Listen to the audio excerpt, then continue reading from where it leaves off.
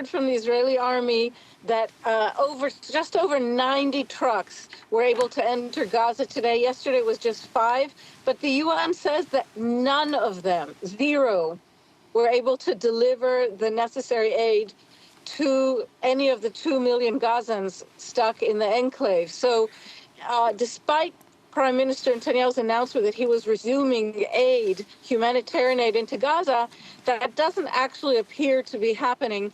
And that may be one of the things that spurred on what now feels like a veritable diplomatic tsunami that is beginning to envelop Israel. Not just the EU decision, which Emerald mentioned, which is very dramatic, and this extremely sharp letter of warning from Israel, some of Israel's closest allies. I would also like to point out that the United States has not had a word to say about this. The United States has not come out to defend the Israeli government, has not condemned the European move.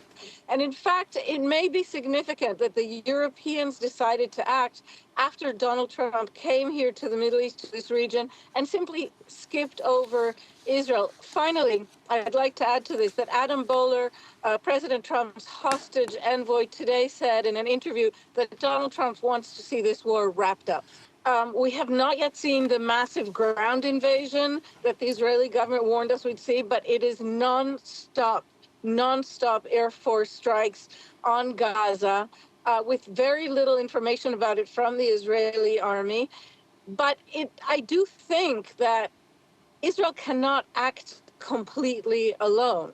It will not be able to continue endlessly this operation in Gaza if it becomes something of a pariah state, as today one of the opposition leaders, Yair Golan, warned. He used that term. He said Israel was turning into a pariah state he said, with ministers making insane statements about a nuclear type attack on Gaza or killing babies. He said no sane nation can act like this.